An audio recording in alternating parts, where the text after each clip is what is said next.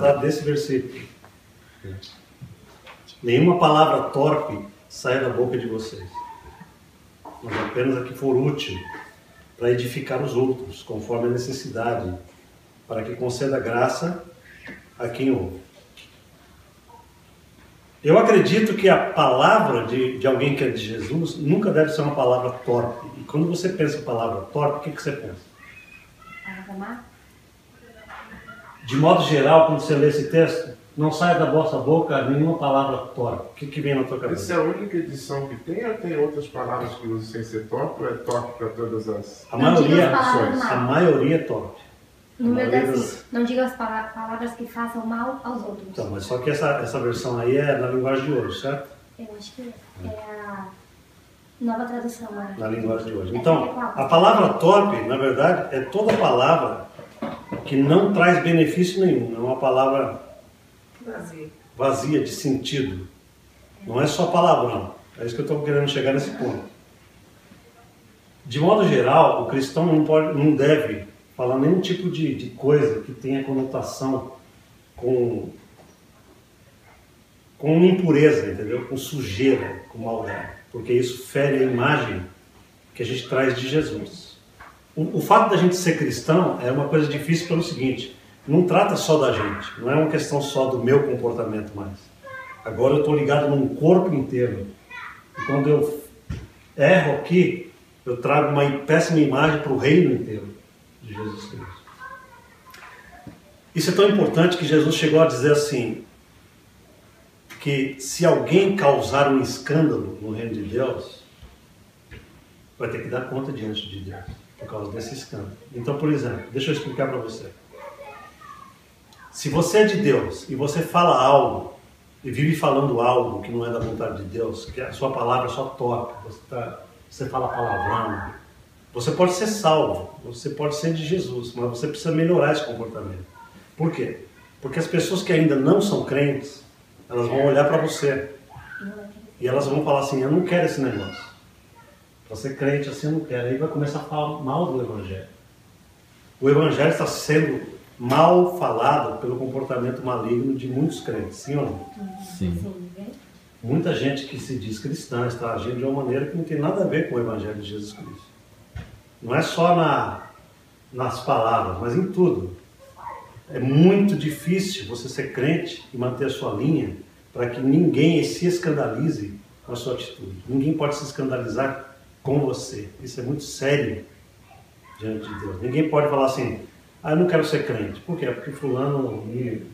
Sabe? Vocês conhecem a história do Gandhi. O Gandhi era aquele pacifista indiano.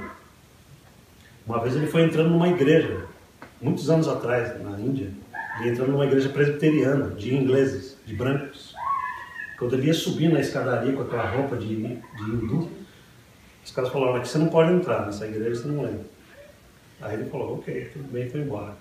E um dia um cara perguntou para ele, um repórter perguntou para ele, que ele vivia lendo o Novo Testamento. O Gandhi amava a palavra de Deus, ele tinha sede de conhecer. Então alguém perguntou para ele: você lê tanto a Bíblia, você é um cristão? Ele falou assim: eu seria um cristão se eu não conhecesse eles. Entendeu? Eu até que seria um cristão se eu não conhecesse a maneira como eles agem. Por quê? Porque ele se escandalizou. Diga. Eu trabalho um rapaz novo comigo, chama-se Adan, e eu vejo ele na hora do lanche, na hora do almoço, ele sempre está vendo um vídeo evangélico, alguma coisa. Eu perguntei: Adan, você é cristiano? Ele me disse: não. Eu falei: não, porque eu sempre miro você vendo assim e tal. Ele falou: não, eu não sou cristiano. Eu falei: mas se você se interessa pelas coisas de Deus, por que você não se aproxima mais? Ele falou: não, eu já pertenci a algumas igrejas. Mas aí ele descarregou: mas ser crente para ficar olhando a mulher dos outros, ser crente para falar mal dos outros, ser crente para roubar os outros, ser crente para... O cara despejou. E ele se converteu, passou 3 meses em alguma igreja aqui em Las Vegas, que deu algum problema, porque também o pastor pedia muito dinheiro, e uma vez o pastor, ele deu $5, o pastor pediu para ele abrir a carteira para ver quanto tinha. Ele podia soltar só 5. Ele, né? Aí ele juntou tudo, largou em cima de mim um pacote, exatamente o que o senhor está dizendo. É muito sério isso. Porque as pessoas não veem Jesus, elas veem você. E você é representante de Jesus. Quando Paulo diz assim, não saia nenhuma palavra torta da boca de vocês, ele está querendo dizer que vocês precisam ter cuidado com o que vocês falam, mas não é somente com o que vocês falam. Por quê? Porque na época de Paulo, a principal mídia era a voz da gente. Mídia, que eu quero dizer, é o canal de comunicação. Mas no século XXI, nós não temos só o canal, a mídia vocal. Nós temos quais mídias? Internet, que é pior. Então, para a gente contextualizar Paulo no século XXI, ele diria o seguinte: nenhuma palavra torpe saia da vossa boca, ou do vosso teclado, Exato. ou da vossa... Do vosso Facebook. vosso telefone, ou whatever. Vocês estão entendendo como que você tem que contextualizar o Evangelho? Atualmente, né? Claro que tem que contextualizar, porque a nossa palavra, o cara pode falar assim, a boca não está saindo da minha boca, mas está saindo do dedo. E é a mesma coisa, sim ou não? Claro. Cuidado. Cuidado com tiração de sarro dos outros, às vezes ofende as pessoas. Eu decidi dar um break no meu Facebook porque eu estava ficando chateado. Não só com o pessoal da nossa igreja, nada disso, mas com muita gente como meu canal do Facebook é um canal cristão, a maioria das pessoas que estavam ligadas a mim eram crentes, a maioria do Brasil, muita gente. Mas eu comecei a ficar chateado porque os comentários que se colocavam no Facebook e que acabavam vindo para mim eram comentários assim sarcásticos, de tiração de sarro, né? E que às vezes a pessoa que lê, ela está pensando que você está mandando uma indireta para ela, que se sente mal. Crente tem que ter muito cuidado com isso, não pode fazer isso. Tirar sarro dos outros, da cara dos outros, do jeito da pessoa, da boca da pessoa, do cabelo da pessoa. Paulo está falando, não faça isso porque isso é mal diante de Deus. Isso não pega legal com o Espírito da graça. Está em nós. Irmãos, estão entendendo? Eu estou entrando numa fase aqui que não é nada... O que eu estou pregando para os irmãos aqui não é um entretenimento, eu sei disso. O povo gosta de entretenimento. Eles gostam daqueles caras que chegam e fazem aquele show e a gente tem que sair daqui entretido. Mas o Evangelho não é nada disso. Tem momentos que a gente precisa conversar com todos de acordo com o que a palavra ensina. A palavra de Deus não brinca. Ela fala para nós que nós devemos ter cuidado com o que a gente fala. A gente, quando for falar alguma coisa, você tem que pensar o seguinte: isso aqui está trazendo edificação para quem eu estou falando? Está edificando a vida do próximo ou está achatando o meu irmão? Amém, irmãos? Eu posso falar para você com toda a autoridade espiritual que está diante de mim. Você nunca viu de mim uma palavra que fica achatando ninguém na internet. Eu não fico dando... Eu não uso desse artifício de ficar com gracinha, nem com gracejo. Então, eu tenho autoridade moral para falar isso. Se você falar assim, pastor, mas o senhor também... Vocês nunca vão ver isso em mim. Porque eu levo a sério esse negócio. As pessoas, elas precisam ser tratadas de uma maneira digna. Porque quando você as trata de maneira digna, elas vão receber o Evangelho com mais facilidade. Elas vão receber, elas vão te honrar. Elas vão te respeitar quando você falar. Amém? E Paulo diz assim: não entristeçam o Espírito Santo de Deus, com o qual vocês estão selados para o dia da redenção. O Espírito Santo é uma pessoa. Você sabe que Deus é triuno, certo? Pai, Filho e Espírito Santo. É um mistério, né? É uma pessoa só, triuno. Agora, Paulo está dizendo o seguinte: ele habita em vocês. O Espírito Santo, ele selou o espírito de vocês. Selou. O mal não entra no espírito. Vocês estão selados com o selo divino. Você pode se poluir no corpo e na alma, mas no espírito você não consegue. Você está selado para aquele dia. Que dia? Qual é o dia da redenção? A vinda de Jesus. A vinda de Cristo. Vocês já estão selados. O selo, quando você põe o selo numa carta, significa que é a garantia que ela vai chegar no destinatário, certo? Se for para o Brasil, não. Teoricamente deveria ser, né?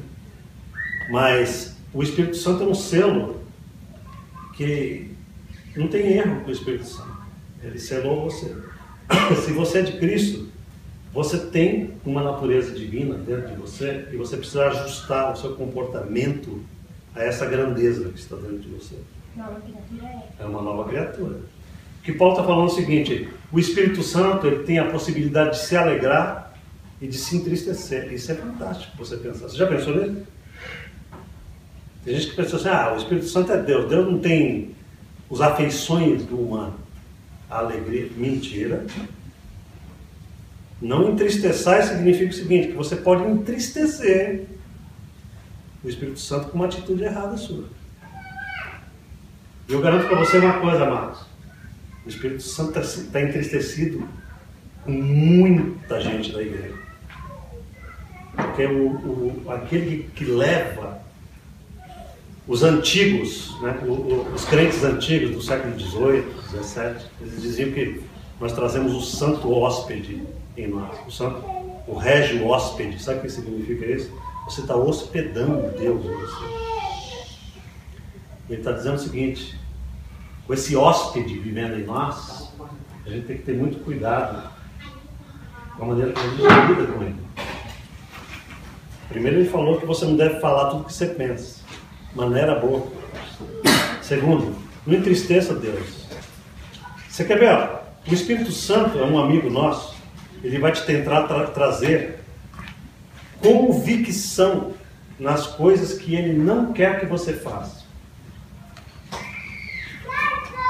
Significa, convicção significa não condenação, entenderam, irmão? O Espírito Santo não condena, ele convence. Ele não precisa condenar você. Agora, pois, nenhuma condenação há para aqueles que estão em Cristo Jesus. Portanto, o Espírito Santo não se contradiz, ele não te condena. Se você tiver com aquele peso horroroso de condenação, é o acusador dos irmãos, chamado Satanás, que está agindo.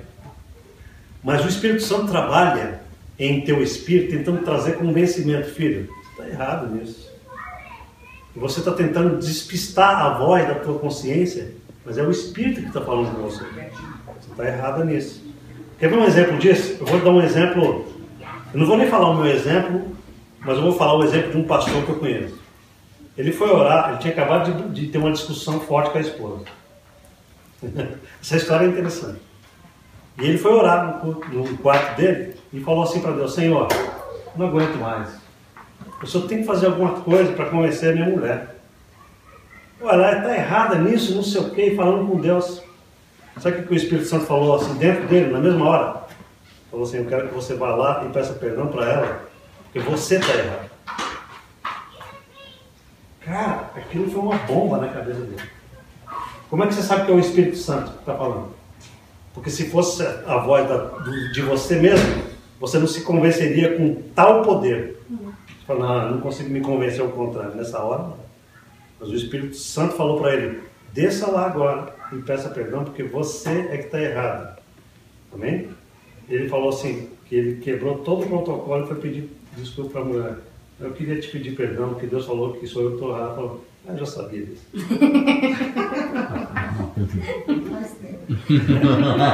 Quer dizer, eu quero dizer para você que ser crente é ser guiado pelo Espírito. E há momentos que o Espírito te convence de coisas que você não quer ser convencido. O Espírito Santo é o Espírito da verdade. E às vezes a gente pensa que está com a razão. E o Espírito Santo fala assim: você não está com a razão nisso não, tá? Você vai lá e pede perdão. Entendeu isso? Muito bem. Próximo. Livre-se de toda amargura. Crente que vive amargurado não permite que o Espírito Santo haja nele. A amargura é um bloqueio para Deus.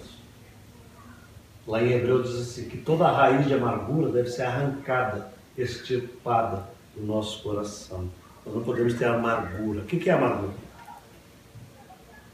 Rancor? Rancor. Você está amargo. A palavra vem de amargo, certo? Você está amargo, você não está doce. Aquela pessoa que você fala com ela, não tem nada de bom para Amargura é... Imagina os sabores. Doce é sempre ligada a uma pessoa amável, não é isso? O que é uma pessoa doce? A pessoa amarga, como que é? Ela está sempre ranzinza, sempre de mal. Você pergunta, como é que está? Ela está péssima. Piorou agora.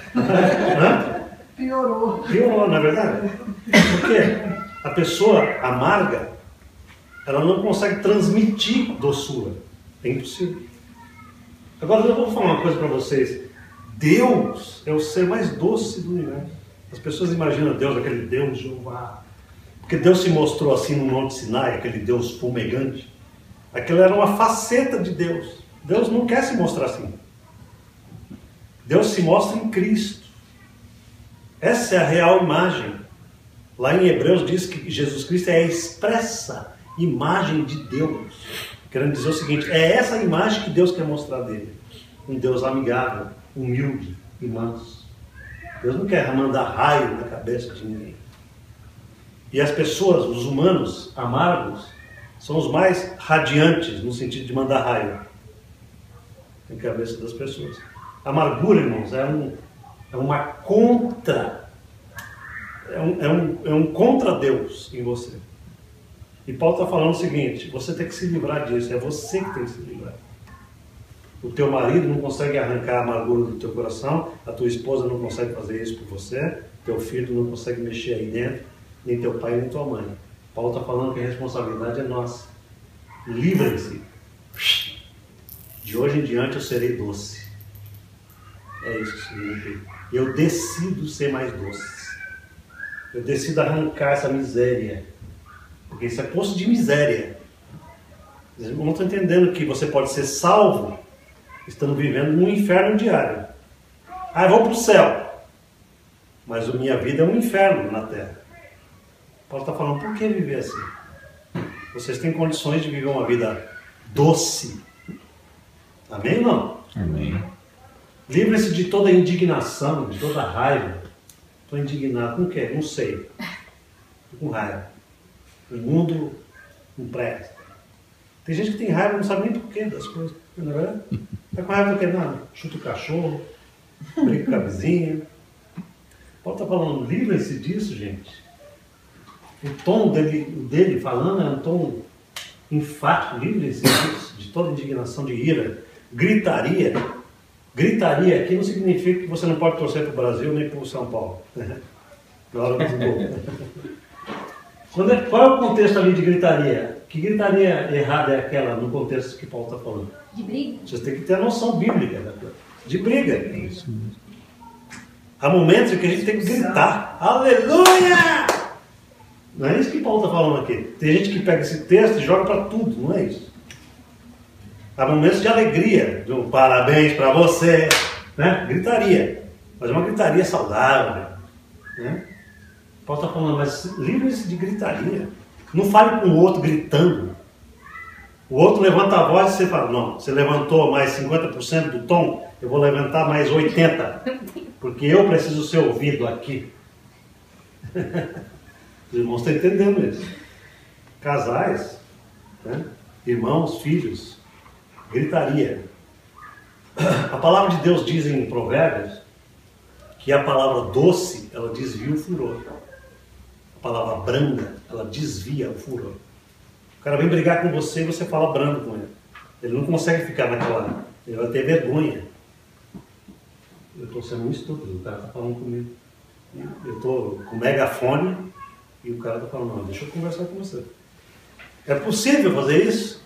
É possível e é devível. A gente deve fazer isso, irmãos. Nós temos que nos livrar de toda gritaria. Calúnia. O que significa calúnia? Levantar falso? Levantar falso testemunho.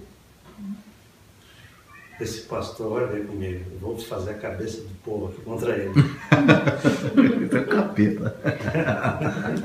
Nunca ouviram isso na igreja? Vou fazer. Não. Na igreja tem grupinhos que tentam derrubar pastor. O cara, não gostei da careca do pastor. Deixa ele falar. Eu vou fazer um... Mas não é só o pastor não, com todos os irmãos. Pode levantar falso contra a tua vida. Olha, aquele Heber.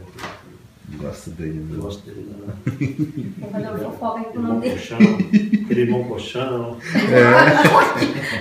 Feito de O aço. colchão ficado dentro do latão de 200 litros. Agora, a calúnia, o que o apóstolo Paulo está dizendo para nós aqui, irmão, calúnia é uma coisa, tudo que ele está falando aqui, Deus abomina, Deus não gosta dessas coisas. Entendeu? É melhor você sofrer o dano do que levantar uma calúnia. Porque se você sofre o dano, Deus te defende. Mas no momento que você quer se defender levantando uma calúniazinha, Deus fala, você entrou na dele também, né? Aí você precisa ser corrigido. Então, é melhor deixar na mão de Deus. Pastor, nesse texto aí, o que diz da amargura, indignação, gritaria, tudo que tá aí, associa tudo à maldade também, né? Ele está falando ali, ó, embaixo, toda a maldade. Não quer dizer que ser maldade é você matar uma pessoa, nada. Também Não, maldade... essas coisas também seria associada à maldade, né? Maldade não é só matar de tiro. Você pode matar uma pessoa com a palavra. Então, tem pessoas que assassinam, outras só no argumento. Acaba contigo. 2 palitos. E é o pior tipo de morte, né? É o pior tipo de morte. Quando a pessoa chega para você e fala coisas que te magoam profundamente, você está vivendo, mas está morto. Não, mas tem gente até que tira a Você vida, é né? muito difícil você depois se recuperar. Tem gente até que se suicida por causa disso, né? Por exemplo, hoje em dia, eu né? estava comentando com a Alice, né, a fraqueza que existe hoje na sociedade sem Deus. Né? Por exemplo, no meu tempo, hoje em dia as pessoas falam assim, o adolescente sofreu bullying e deu um tiro na cabeça. Pô, se eu fosse dar tiro na cabeça pelo bullying que eu sofri, porque no meu tempo, de criança, não existia isso, né, de bullying.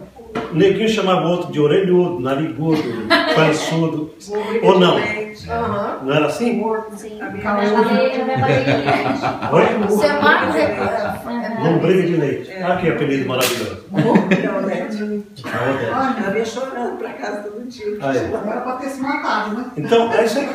Agora, mas isso é a própria sociedade que cria essas situações. a sociedade, o que eu quero dizer é o seguinte, presta atenção. Todo mundo é um produto do meio onde vive. Ok? A nossa sociedade está criando pessoas absolutamente débeis, fracas. Vocês já fizeram uma experiência quando vocês eram jovens, assim, pequenos, no colégio, quando o professor colocava um vasilhame com um calor por fora, experiência científica, e dentro não tinha, só tinha ar, e dentro o ar expandia e aquela lata, ela se contorcia todinha, só com o mínimo da pressão exterior, ela acabava por dentro, ela fazia assim, ela vira por causa do vacuum que ficava dentro da lata. Eu já fiz essa experiência quando a gente era pequeno. É exatamente isso que está acontecendo na juventude hoje. O problema não é o problema que está acontecendo contra eles, é que eles não têm nada dentro deles, eles são vazios. E qualquer pressãozinha exterior detona a vida deles. E eles tiram a vida por causa de um bullying, por causa que chamou ele de narigudo. No meu tempo todo mundo era dumbo, cara. Verdade, zoiudo, caolho. O cara usava um óculos, ele era o quatrê. Não tinha essa. Todo mundo zoava todo mundo. E todo mundo saía do ginásio, ia trabalhar, e casava, e criava filho. Ninguém morria. Eu tenho certeza que eu estou falando isso. Você não vai dar um tiro em você, cara, do colchão. Aqui tem um bullying aqui, ó. Bullying. Não, que é mesmo. Agora eu parei pra pensar, realmente, naquela época tinha muito claro que bullying. tinha. Porque eu acho que Qual era o bullying que não era zoado no nosso tempo? Verdade. Era uma coisa que eles não... Não, e magro também. Magro, magrela, vareta, varão. Eu tive chocolate de palito. Então. Super magro, com 7 Não tem essa, meu filho. Criançada zoa mesmo. Agora, o que está acontecendo é que a juventude está ficando cada vez mais vazia de valores internos. E qualquer coisa, se ela não tiver o tênis que brilha, que tem luzinha, ele dá um tiro na cabeça. Entendeu? É fraqueza da nossa sociedade. Existia pessoas que saíam da Segunda Guerra sem pai, sem mãe, tinham que trabalhar e sobreviver, então até hoje são velhinhos aí, que sobreviveram a tudo isso. E isso é sofrimento. Não é no teu último jeans de marca da moda. Ah, eu virei um triplo assassino e estuprador porque não tive a oportunidade de ter um bolo quando eu completei 3 anos de idade. Sabe, eu acho que isso daí é um retrato de uma sociedade podre que nós estamos vivendo. Uma sociedade idiota e que tem um monte de jovem que está sendo formado dentro dessa mentalidade idiota. Os pais têm que chegar para eles e falar: vem cá, meu filho, você vai trabalhar, você vai ganhar o seu pão. Ah, não quero trabalhar, vai flip burger primeiro. Ah, eu quero trabalhar, ganhar $1.000 por semana. Não, vai primeiro, passa pelo estágio de virar hambúrguer, ganhando $4,50 por hora. Eu acho que tem que ter um progresso na cabeça do sujeito. Não tem nada a ver com a lição, mas a gente está falando de outro assunto, mas é bom falar. Aí ele diz assim: sejam bondosos e compassivos uns para com os outros. O que Paulo está falando aqui, irmãos, é o seguinte: o poder de ser bondoso não está em Deus. Sabe o que os crentes pensam? Senhor, me manda bondade. Eu preciso mudar, Senhor, mas eu sei que eu sou ruim. Mas eu preciso de um milagre. Me manda poder de bondade aí que eu estou esperando. Não é assim que funciona. Ele está falando: seja bondoso. Isso é decisão. Sabe o que é ser bondoso? É ser bondoso. É sofrer. O cara te faz mal e você faz o bem. Eu sou bondoso. Eu decido ser bom. É decisão. Ah, mas eu não estou sentindo ser bom hoje, pastor. Então, seja bom sem sentir. Come on. Nós precisamos ter a hombridade de cumprir a vontade de Deus, mesmo quando a gente não está sentindo. Quando Jesus estava indo para a cruz, eu te digo uma coisa, ele não estava sentindo boa coisa ali. Mas ele seguiu em frente, fazendo a vontade do Pai. Há momentos em que você não sente amor, mas você precisa ser amor. Há momentos que você não está sentindo nenhuma inspiração para ser bom, mas você tem que ser bom, porque você tem Deus dentro de você. Amém? Tem uma pergunta. Diga. Bem conflitante. Um conflito aqui. Não tem certas pessoas que é melhor você evitar do que você viver eternamente em conflito? Claro. Porque tem gente que você sabe, você já deu a mão, você já deu o pé, você já deu o pescoço, você já deu sangue, e ele virou as costas e te traiu. Aham. E virou as costas e tentou sujar seu nome, tentou, sabe? Então, eu acho que, como é que eu posso ser bom com essa pessoa? Eu acho que o melhor que eu faço é eu ficar longe dele, né? Com certeza. Pra mim, pra ele. Nós não podemos. A gente tem que ser bom, irmãos, uns para com os outros. Está falando especialmente de crentes. Ok? O contexto aqui é o seguinte: o corpo de Cristo, né, deve ser um corpo especial, de pessoas especiais. Sejam bons e compassivos uns para com os outros. Está falando de gente crente. Especialmente nós temos que ser bons uns com os outros. O Paulo, ele fala isso em todas as cartas dele. Façam o bem a todos, mas especialmente aos da família de Deus, ele fala. Especialmente, é especialmente. Se eu dou um sapato para um estranho, eu dou 3 sapatos para o meu irmão, porque ele é especial. Entenderam? O que ela está falando ali é o seguinte: é uma questão de sabedoria. O ser humano, você não pode nutrir no ser humano maldoso a maldade dele contra você. E você nutre quando você fica dando trela para ele. Aí ele cresce em você. E você está sendo não inteligente. Você corta. Você continua sendo bom se ele precisar. Mas não deixe a maldade dele prosseguir contra a tua vida. Porque não é sábio isso que acontece. Você tem que ter sabedoria, inteligência espiritual. Ser bom não é ser bobo. Ok? Ser bom é ser bom. Bobo é aquele que permite que a bobagem que está na mentalidade do outro cresça em você, contra você. Isso é bobagem, é bobagem. Então não é sábio isso. Você tem que se afastar realmente de gente que não convém. Quem falou que o Evangelho te manda você ficar com harmonia com gente que está só pisando em você e falando mal de você? Não. A palavra de Deus não está falando para você fazer isso. Mas você deve ser bom sempre. Note que se esse cara que aprontou contra você vier arrependido e falar, por favor, você me perdoa, eu estou precisando de algo assim, assim, assim, e você puder fazer, a palavra de Deus diz, faça. Está escrito lá em Hebreus. Porque fazendo, você amontou a brasa de fogo sobre a sua cabeça. Entendeu? Você está mostrando o quanto você é bom para ele. Aí ele apronta de novo com você. Aí entra o texto de Mateus. Quantas vezes devo perdoar meu irmão? Perdoa, meu filho. Obedece a palavra de Deus. Perdoa de novo, mas se afasta. Esquece. Não fique com rancor. Texto anterior. É difícil ser crente, mas você está no exercício espiritual. Você tem o Espírito Santo para te ajudar nesse processo todo. Você não está sozinho. A Zela chegou aqui meio down. A gente orou por ela. Você está se sentindo melhor? É assim que tem que ser. Se vocês estiverem aqui num culto, pastor, ora por mim que eu estou mal hoje. Vamos orar pelo irmão, pela irmã. Você precisa de recarga. Você não tem esse poder todo. Vocês estão entendendo, né? Que esse poder todo é de Jesus.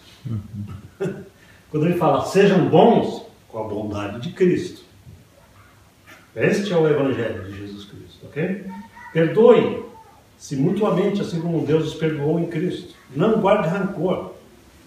Sabe por que você não deve guardar rancor? Porque você vai atrapalhar a sua vida, não a vida de quem te perdoa, quem te maltrata. Você corta o fluxo de Deus em você quando você fala, não perdoa. Aí você cortou Deus. Deus está falando assim, não é sábio isso.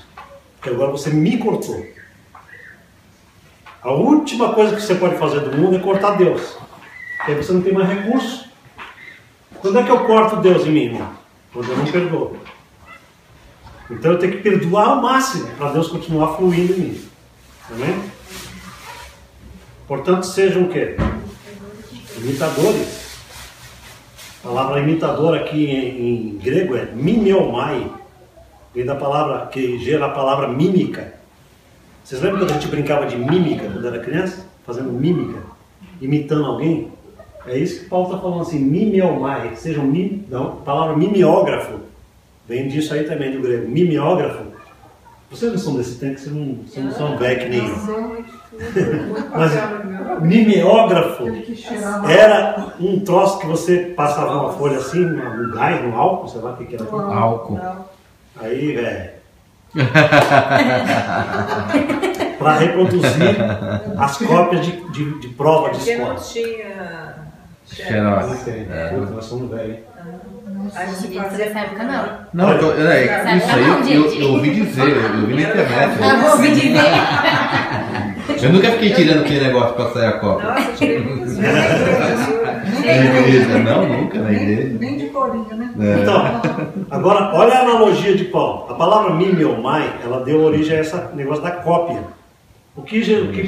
A ideia dele é a seguinte, eu quero que vocês sejam cópias de Jesus Cristo. Um mimeógrafo de Deus. Jesus tem que imprimir a imagem dele em vocês. Entenderam? Vocês têm que ser imitadores de Deus como filhos amados. E acima de tudo, vocês devem viver em amor. Como também Cristo nos amou e se entregou por nós, como oferta e sacrifício de aroma agradável a Deus.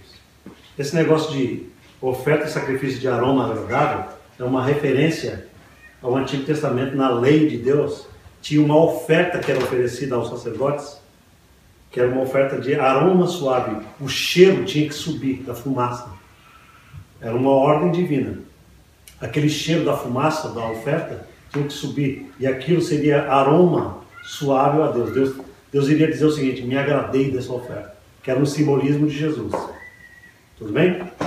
O que ele está falando aqui é o seguinte, Cristo se entregou dessa forma por nós, ó Pai. E você não vai se entregar nunca pelos outros? Entendeu como é que funciona? Ele está falando o seguinte aqui, vivam em amor. Sabe por que ele fala isso? Ele diz assim, para Deus não importa o quanto você conhece Bíblia. Uau! Deus não fica impressionado com o conhecimento teológico de ninguém. Às vezes o irmão não conhece absolutamente nada, mas ele se dá, ele vive transbordando de amor. Conhece isso de Bíblia, mas transborda de amor e Deus fala, esse é meu filhinho. E Deus tem agrado com isso. Agora chega aquele teólogo com a cabeça desse tamanho de grego, hebraico, homilética, hermenêutica, e não anda em amor. Deus fala assim, isso não é um aroma agradável para mim, um fedor. Só teoria. Hã? Só teoria. Teoria. Deus não se impressiona com intelectualidade, com essas coisas. Eu acho que o maior desafio da vida cristã é essa parte aqui, ó, viver em amor. Porque isso não é um ato isolado, é um estilo de vida. Viver em amor é um estilo de vida. As pessoas devem ver amor em você hoje, e daqui a um mês ela volta, vamos checar se o amor desse sujeito está legal. Encontra o mesmo amor. Daqui a um ano, vamos esperar mais um ano, ele vai cair. Aí ele volta daqui a um ano. O cara está mais amoroso ainda. Entendeu? Porque é viver em... Não é um atinho isolado. Isso é que é Jesus em nós. É você deixar Jesus amar em você. Você é apenas um instrumental dele. É por isso que é legal, porque Jesus que faz tudo isso. Se você descansar mesmo no poder de Deus, se você estiver tendo dificuldade de amar, é você tentando amar. Você entendeu? Mas quando Jesus ama em você, é um turbo-jato, é um turbo-hélice, é um turbo. Turbo significa é um motor mais envenenado, né? Uhum. Quando Jesus está agindo em nós, a gente percebe, uau, Senhor, eu estou amando porque o Senhor está agindo aí dentro. Aleluia. Porque por natureza a carne não ama nada. Estou falando sério para você. A natureza da gente é, eu só penso no minha, na minha sardinha, puxa a sardinha para minha brasa, o ditado diz isso. A gente tem essa tendência. Quando a gente está amando de verdade, a gente realmente se doa a alguém ou a uma causa. Eu achei tão bonitinho um menino que eu vi hoje aqui na reportagem, um menininho num tempo de neve, eu não sei desses estados que tem muita neve agora, e ele, a menina, a amiguinha dele, descobriu que estava com câncer no cérebro, menininha, amiga dele. Ele foi para frente da casa dele com um stand, vender chocolate quente. O menininho devia ter o quê? Quantos anos tem aquele menino dele? Uns 8 anos. Uns 8 aninhos. E todo mundo começou ele sozinho no meio daquela neve, frio, de matar ele, vendendo chocolate quente. E o povo começou a comprar e tal. Com dó, né? Uhum. Lógico. Mas aí foi perguntar, mas por que você decidiu? Não é melhor você vender limonada no verão? Ele falou, não, aqui é uma causa especial. Ele falou, qual é a causa? Não, é que a minha amiga está com câncer de cérebro. E eu decidi ajudar a salvar a vida dela. Cara, isso é fantástico. Acho que Deus olha para essa e fala, tá vendo? Esse cara me agrada. Deus gosta do amor. Deus gosta de amor, porque Deus é amor. Eu fiquei impressionado com o amor da criança. Amém? Vamos para frente aqui. Diz assim, entre vocês não deve haver nem sequer menção de imoralidade sexual, como também de nenhuma espécie de impureza, pois essas coisas não são próprias para os santos. Aqui é que está a identidade cristã. Paulo está falando, essas coisas aí não são próprias para gente que é santo. Você fala assim, mas eu sou santo, pastor? Claro que você é santo. O espírito de vocês é um espírito santificado pelo Senhor Jesus Cristo. Portanto, não deve haver nem sequer menção de imoralidade sexual entre vocês. Tem gente que pensa que andar na graça de Deus, porque a graça nos liberta de tal maneira da condenação, que a gente fala o que quer, fala bobagem, piadinha de duplo sentido. Paulo está falando assim, irmãozinhos, crente não anda assim. Quando eu falo algo, não leve na malícia. Se eu falar alguma coisa que lembre, alguma coisa sexual, não...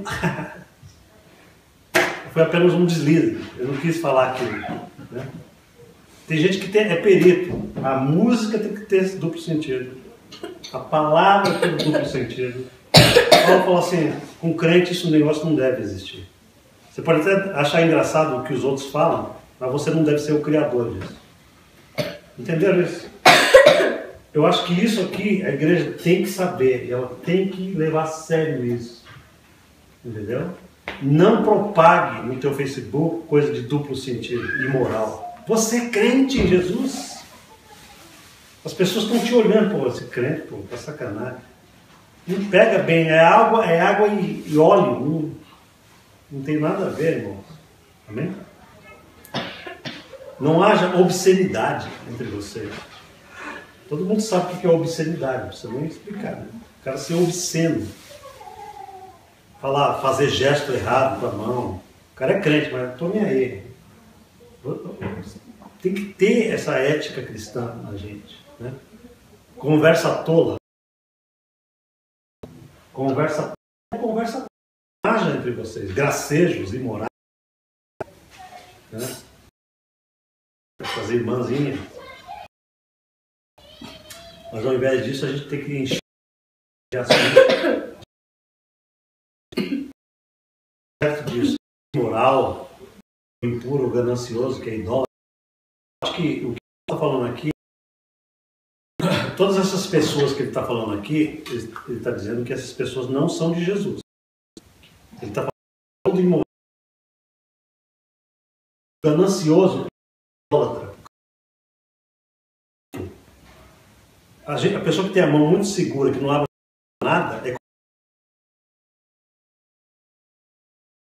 idolatra bens materiais. Da piscina sai do outro lado só. Meu irmão é um desse aí. Pode jogar um vídeo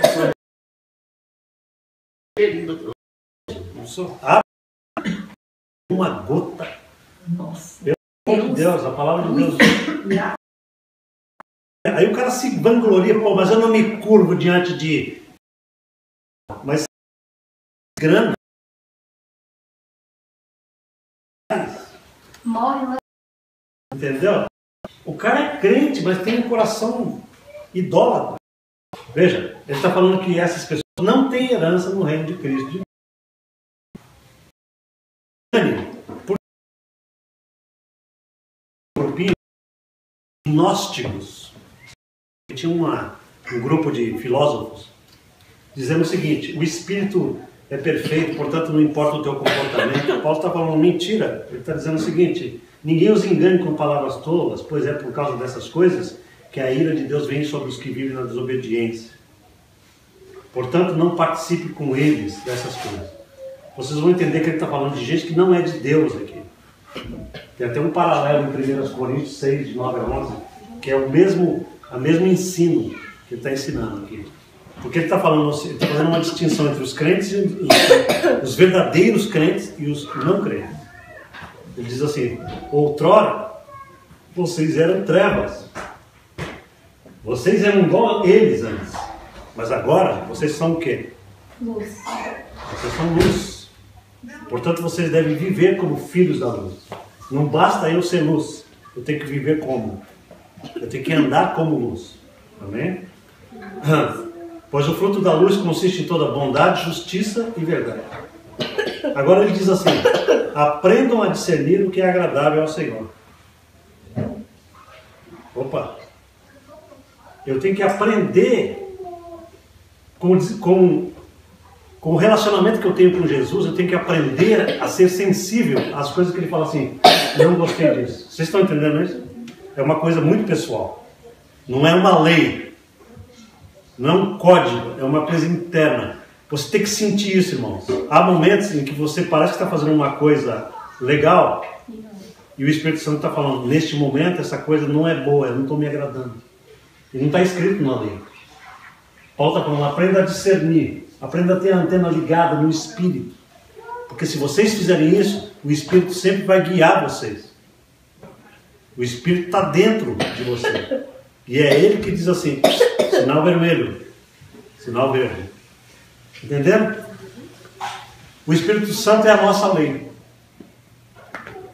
O Espírito Santo é a nossa verdadeira lei. É Ele que diz para nós, dentro de nós, isso me agrada.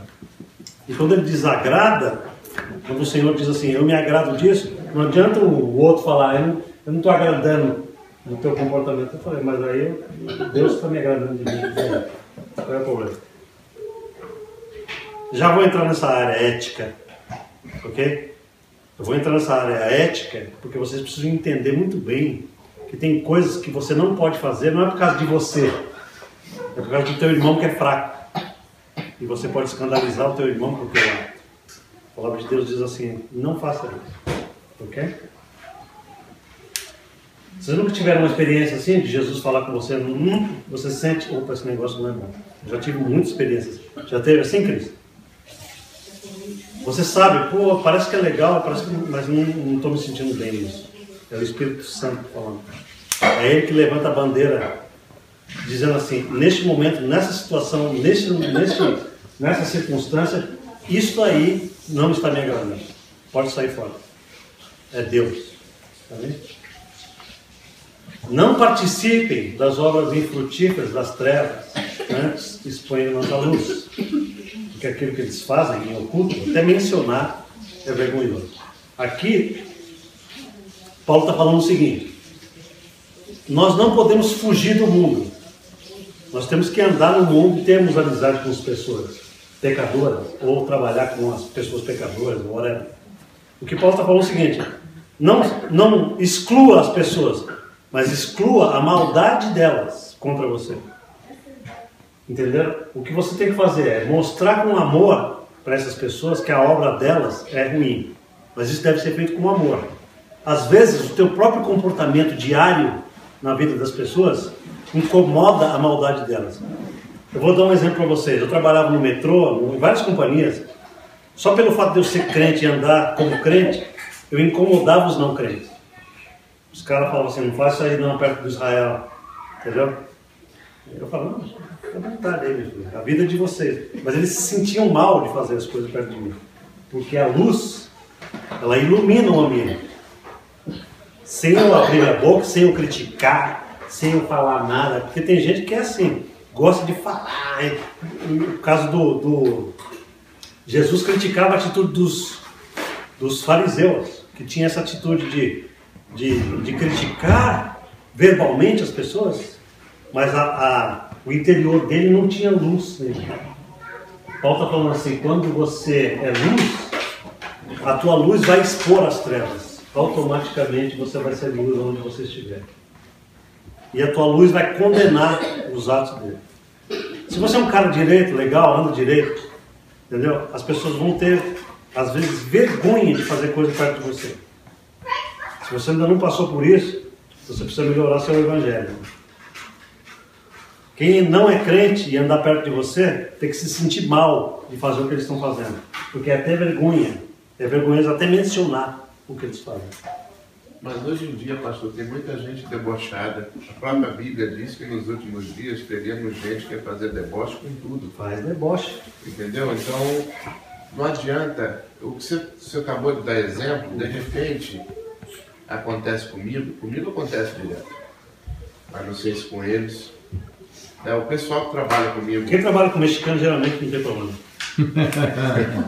O pessoal que trabalha comigo, eles fazem isso. Olha o palavrão aí, olha o pastor aqui. Ó crente. Olha o pastor aqui.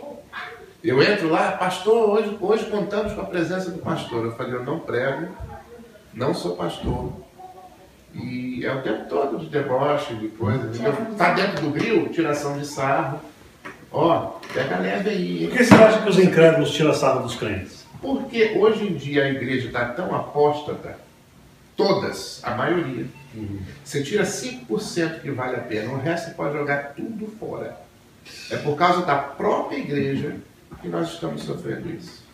Isso pode ser verdade, mas eu acho que também, eu já vi muito crente, muito não crente tirar sarro de crente e depois virar crente. Porque na verdade tinha inveja do crente. Tem muita gente que desdenha você porque quer ser como você. Eu não ligo, sabe? Pode falar. Não tem um ditado que diz assim, quem desdenha quer comprar? Eu já tive a oportunidade de ser muito desdenhado por gente não crente, mas depois os caras vinham falando, Israel, desculpa, eu sei que você tem razão, eu estou com um problema, você pode orar por mim? Come on. Na hora da necessidade, ele sabe que você é luz. Você se lembra quando o francês esteve na nossa igreja e pediu para mim orar por uma pessoa que eu escolhesse? Uhum. Esse rapazinho trabalha comigo. Ana Paula conhece, muita gente boa e tudo. Eu já cansei de falar com ele. Bicho, lê um pouquinho a Bíblia. Se você não acredita em Bíblia que eu estou te falando, vai na Bíblia e lê. Mas ele é um cara que diz, não, as coisas vão melhorar, as coisas não vão ficar ruins. A tendência é melhorar. Não, esse que o seu Deus está falando aí que vai voltar, vai destruir a terra, vai acabar com isso, não vai acontecer não. Então quer dizer, eu não posso fazer nada. A única coisa que eu posso fazer é falar para ele, faça assim, vá ler, vá se inteirar, vai se alfabetizar em palavra de Deus. Não escuta o que eu ou o que os outros falam. Vai lá e vê. Entendeu? Enquanto ele não lê, porque a fé vem pelo ouvir, né?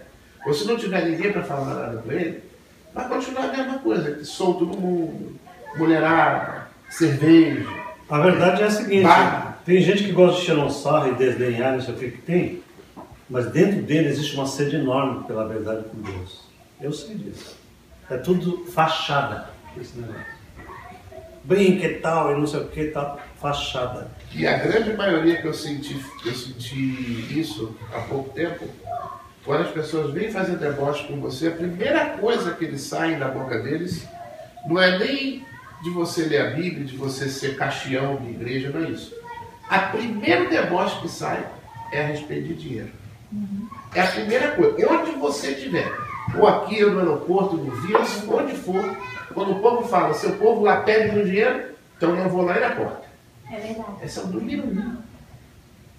Por quê? Porque nós temos o cowboy pedindo dinheiro, nós temos aquele outro safado pedindo dinheiro. Então, por causa dessa multidão toda, eles acham que todo mundo pede dinheiro o tempo todo. Tudo que eu falei é verdade. Então, a culpa mesmo é da própria igreja. Por que tem casamento gay? Porque a igreja aceita. Então, a culpa é da igreja. Apóstata. Essa é a minha opinião. As mulheres são menos zoadas, né? Nada, hein? Nos seus trabalhos, né? Ou te chamam de reverenda também. Não. Ixi, Carlos, quando eu chego, chama de Michele. Ainda bota na mão na minha cabeça ainda. O César é diferente, o César fala, né? Eu não falo muito. Eu sou mais de fazer. Então, as pessoas não têm como falar alguma coisa porque eu não falo. Eu falo, mas depende do momento e para quem.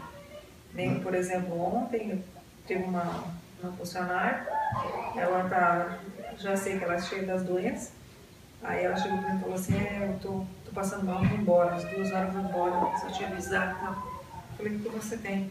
Aí ela disse, não, é porque eu vou tomar morfina, porque eu tô com um problema na cabeça, é um coágulo, não sei o quê, e o médico quer operar, meus filhos não querem, eu não sei o que fazer, e o médico falou que talvez possa piorar, às vezes posso ficar em coma, aí meus filhos não querem, porque se eu prefiro me ter assim, que não tem coma. Eu falei assim, você acredita em Deus? Então assim, você tem um momento para falar. Eu falei assim, por que você está preocupado? Por que você não entrega na mão dele? Esse é um momento muito especial, né? Quando a pessoa está sofrendo, ela é mais vulnerável a abrir-se, né? Aí eu falei com ela isso, eu falei assim, olha, se Deus quer que você esteja aqui, você operando, você vai estar aqui. Você não precisa ter medo da operação da cirurgia. Eu falei, agora se é da vontade dele de você não estar aqui, ou você não operando, você não vai estar aqui. É a vontade dele, você tem que entregar para ele, você tem que parar de sofrer. Aí ela pensou, aí eu falei, você é de que igreja? Eu falei, eu sou da igreja de Cristo. Aí você não acredita em status? Eu falei, eu acredito em Jesus Cristo. Aí ela falou assim, aí eu fui pra lá, né? Falei nas coisas, fui pra lá, porque quando eu voltei, eu falei assim, sabe que você me tirou um peso? Eu não estou pensando nisso, você tem razão. Assim, não tem que me preocupar, não tem que entregar na mão de Deus. Eu acho o seguinte, irmãos, quando a pessoa está vulnerável, ela está com um problema sério e doença, a ótica e a perspectiva dela muda completamente, radicalmente. Ela pode ser o maior zombador do planeta. Tem gente que zomba desse negócio, esse negócio de cura divina não existe, até o filho ficar doente. Ela está esperando a Ah, cura. não aceita esse negócio de cura divina. Aí a criança dele fica doente. Pelo amor de Deus, vamos orar, meu filho precisa de cura. Muda radicalmente, dependendo de onde toca você. Então eu não acredito nesses machões que, a gente não, até a hora que a porca torce e fala, não, pelo amor de Deus, a gente precisa de Jesus. É o ateu, graças a Deus. Aquele cara que não tem medo de nada, né? Não quer saber de Deus. Quer ver a hora de Jesus se aparecer mais do que qualquer outra coisa? Se um avião estiver caindo. Exatamente. Até quem é ateu vai chamar. O ateu vira crente na hora. Um ateu. Vira crente na hora. Entendeu? Mas então, é a história. é a questão da A pessoa perspectiva. não sabe nadar quando a água bate, Exatamente. ela sai nadando. Esse texto aqui diz, tenham cuidado com a maneira como vocês vivem, que não seja como insensato. O insensato é pessoa tola. Vivam como sábios. A sabedoria é uma das coisas mais preciosas que tem. Até para ganhar gente para Jesus, a gente tem que ser sábio. Porque conforme a gente age de maneira tola, a gente expulsa mais ainda as pessoas para longe do Evangelho. Né? Aproveitando ao máximo cada oportunidade. Que oportunidade? De ganhar gente para Jesus. Olha o caso dessa mulher. Se você falar, você aceita que eu ore por você? Aí eu aceito. Coloca a mão sobre ela, comanda uma cura. Vai que o Senhor Jesus resolve fazer uma cura, imagina o avivamento que vai causar nessa família. Eu não cheguei a fazer isso porque estava na hora do trabalho, mas eu falei para ela, eu vou orar por você, e eu orei em casa quando eu cheguei. Eu sei. Mas assim, eu sei que às vezes não dá, mas você é um ministro de Cristo em onde você estiver. Onde você estiver. E um dia esses caras lá podem chegar para o César e pedir uma oração. Eu preciso que você ore por mim. Pode acontecer de tudo. Deus queira, vou esperar. Pode acontecer. Porque o que faz com que a pessoa mude é a situação dela. Enquanto o cara está andando de carro bom, tudo certo, maravilha, é zombador, é gozador, não sei o quê. Enquanto a pessoa também não tem doença nenhuma, né? Porque a doença eu acho que é um dos pontos mais... Opa, doença é o caminho da morte. Aí o cara Lembra de... fala assim, meu Deus, eu preciso E hoje em dia até na cadeia, né? Muita gente na cadeia hoje se converte. Mas as situações difíceis, elas tendem a apertar o ser humano na direção de Deus. Né? Agora, continuando aqui. Portanto, não sejam insensatos, mas procure compreender a vontade do Senhor. Okay? Não se embriague com vinho que leva à libertinagem, mas deixe-se encher pelo Espírito. Essa questão do vinho é uma questão importante porque ele vai falar sobre o Espírito Santo. Né? Ele faz um contraste entre a ação que o vinho tem e o contraste e a ação que o Espírito Santo tem na nossa vida. No tempo de Paulo, era comum os crentes beberem vinho. Eu até preciso falar um dia sobre isso, estou para fazer um estudo sobre o livro de Atos. Mas, naquela ocasião, comida e bebida fazia parte da cultura da igreja. A verdade é que o contexto da criação da igreja, a igreja foi formada em cima de comida e bebida. A comunhão do pão, o partir do pão, todo mundo comia junto e bebia junto. Tanto é que Paulo teve que colocar algumas regras. Nesse ponto aqui ele já está colocando uma regra. Porque os irmãos iam participar da Santa Ceia, mas era com vinho regular. E daqui a pouco eles achavam que a ceia era aquele momento, ele chamava de ágape, que era uma festa. Vamos participar da comunhão. E daqui a pouco os irmãos estava todo mundo, né, cheio do vinho. E Paulo falou, não façam isso. Não se embriaguem com vinho, porque o vinho começa a liberar a tua cabeça na direção de coisas erradas. E é fácil. Então a gente tem que ter sabedoria. A gente tem que ter liberdade, mas tem que ter amor. E sabedoria de Deus. Porque aí senão a gente começa a pisar na bola com Deus. Deus está falando, vocês não estão usando a liberdade que vocês têm com sabedoria.